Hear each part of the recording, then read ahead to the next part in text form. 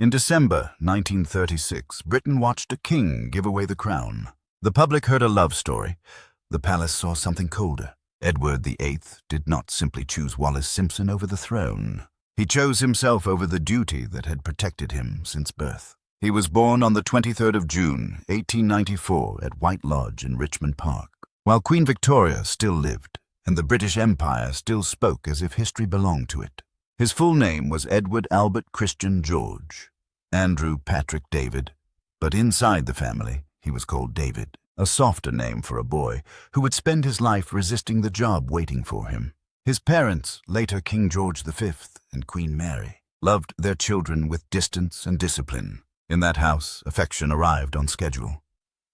Parents appeared, children performed, and the adults disappeared back into duty. David learned early that attention was something to be earned, managed, and sometimes manipulated. One early cruelty left a mark. A nanny pinched him before visits with his parents so he would cry. His parents, distressed and busy, ended the visit quickly and sent him away. When the trick was discovered, the nanny was dismissed, but the lesson stayed. Someone could hurt you with a calm face. Adults could be played. A child could suffer while the system protected its own rhythm. George V believed in order the way a sailor believes in it. Queen Mary believed in dignity, restraint, and duty. David grew up inside that world, but he did not absorb its values. He learned how to obey when watched and how to resent the watching. In 1910, when David was 15, King Edward VII died, and his father became king. Suddenly, David was central. On the 23rd of June 1910, his 16th birthday, he was created Prince of Wales. On the 13th of July 1911, at Caernarfon Castle in Wales, he stood before the public in velvet ceremony and symbolism. Cameras saw a handsome boy. The public saw a future king. The family saw a teenager already restless under the leash. By 1914, he was 20. He joined the Grenadier Guards in June, and when World War I began in August, he wanted to go to the front. Lord Kitchener refused because the heir to the throne could not be risked as a prisoner. Edward visited trenches and returned to safety. In 1916, he received the Military Cross, helping build the legend of the Soldier Prince. After the war, David found the life that suited him. He liked older women, married women, women who could adore him without demanding that he become ordinary. Frida Dudley Ward became one of his great attachments. She was married, elegant, soothing, and patient. Their relationship was an open secret among the upper class. In January 1919, his youngest brother Prince John died at 13 after a severe epileptic seizure. David's private words about the death sounded cold enough to shock modern readers. He later apologized to his mother, but the impression remained. In that moment, the smile stepped aside and something harder showed through. The 1920s made David a star. Britain had won the war and lost a generation. The monarchy needed a face that looked modern, human, and alive. The Prince of Wales gave it exactly that. He toured coal mines factories and poor districts. He shook blackened hands, spoke to widows, and wore simple suits.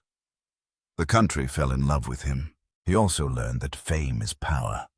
A smile could open doors.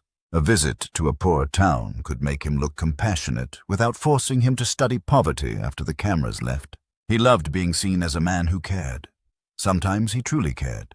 But feeling in the moment was easier than responsibility. Behind the scenes, staff saw another man. He disliked paperwork. He disliked being told no.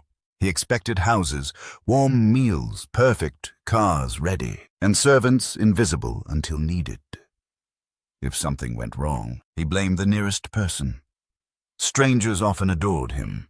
People who lived near him learned to brace themselves. Then came Thelma Furness, American by birth and British by marriage. Through Thelma, in January 1931, David met Wallis Simpson. Wallis was different. She was American. Twice married, sharp, precise, and not easily impressed. She was married to Ernest Simpson, a businessman with social ambition and useful manners. At that first meeting, Wallis did not behave like a woman stunned by royalty. She spoke to David as if he were a man who might be interesting if he behaved. She teased him. She corrected him. She did not automatically say yes. That was dangerous. David had spent his life surrounded Wallis by people gave him trained resistance, to and he flatter mistook him. resistance for intimacy. When she mocked his sulks or cut through his self-pity, he leaned closer. A man raised on distance can confuse control with love. By 1934, Thelma was away in the United States, and Wallis filled the empty space. The prince invited her to Fort Belvedere, his private refuge near Windsor.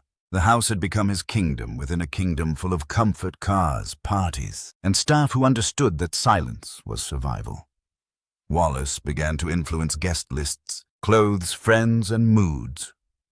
If she disliked someone, David cooled toward them. If she approved, he trusted them. By 1935, King George V was weakening. His cough was no longer a private irritation. It was a warning. The court, the family, and the government knew what was coming. If the king died, David would become monarch. Yet the heir was not preparing to carry the nation. He was becoming more dependent on Wallis. On the 20th of January, 1936, George V died at Sandringham. David became Edward VIII. The country saw the handsome bachelor king and hoped for a modern beginning. Inside the palace, the machinery of monarchy began at once. Councils, papers, red boxes, audiences, schedules, mourning ceremony. Edward moved through it like a man tolerating an inconvenience. He disliked official papers. He disliked early meetings. He disliked Buckingham Palace and preferred Fort Belvedere. He wanted the job adjusted to his habits. Courtiers who had served serious kings watched with alarm. They had seen a prince who liked parties. Not expected a king who treated In March kingship 1936, as a Edward toured mining communities in South Wales. He saw unemployment and poverty, and he said again that something must be done. Newspapers praised his feeling. Ministers worried. A king was meant to comfort, not imply that elected government was failing. Edward returned proud of himself. He had felt compassion. But compassion without discipline could not govern a country. Meanwhile, Wallis was becoming essential. She was not only a lover. She was advisor, critic, gatekeeper, an emotional anchor. Edward began to speak as if she were the only person who understood him. For a king, that was a dangerous claim. It meant family minister's church. Country and constitution were moving behind one woman. The central problem was her marriage. Ernest Simpson was still her husband. Wallis had already been divorced once. In June 1936, the Simpson marriage was visibly breaking. If Wallis sought divorce, it meant the king was not chasing a discreet affair. He was aiming at permanence. The government understood the danger. Edward was head of the Church of England. A twice-divorced American woman could not be quietly placed beside the throne without splitting the nation. Stanley Baldwin, the Prime Minister, became the man who would not flatter him. He told Edward the government could not support such a marriage. Edward reacted as he always did when faced with limits. He called it interference.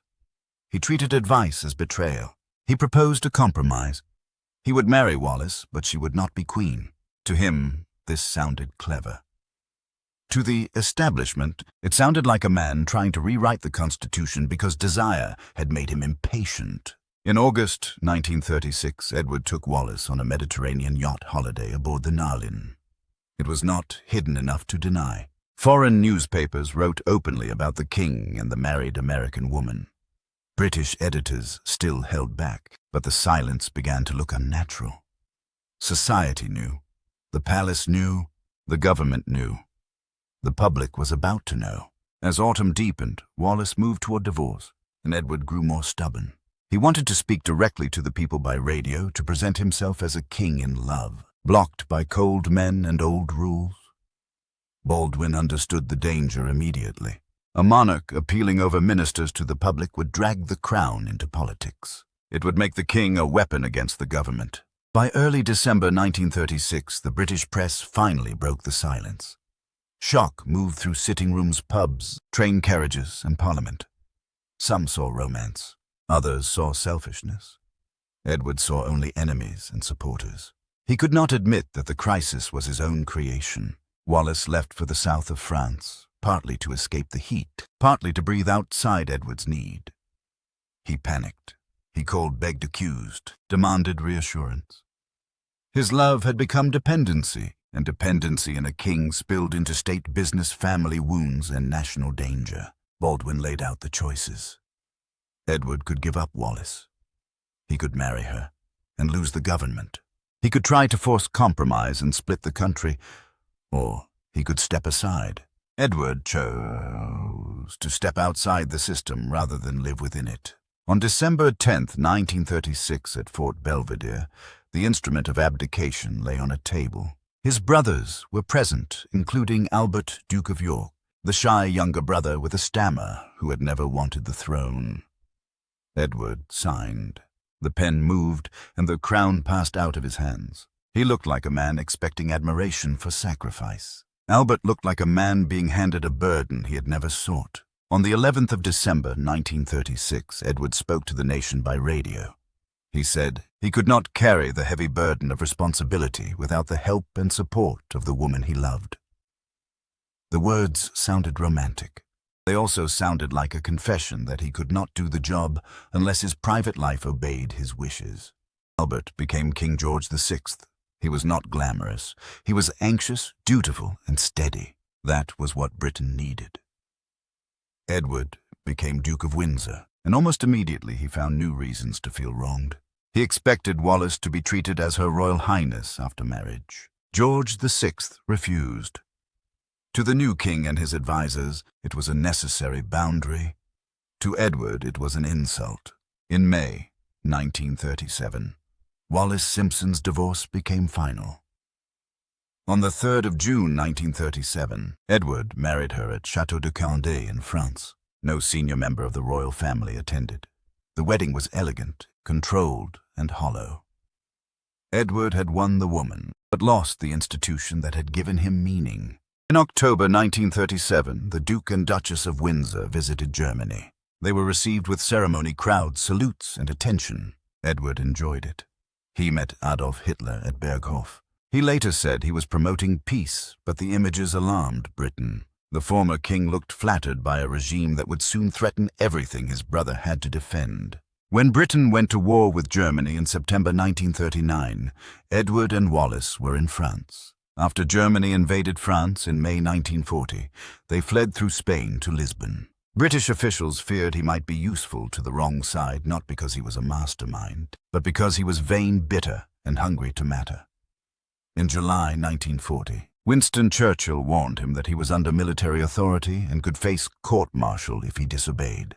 The government then made him governor of the Bahamas. Edward arrived in Nassau in August 1940 and disliked it almost at once. He called the Bahamas a third-class British colony, as if he were judging a bad hotel.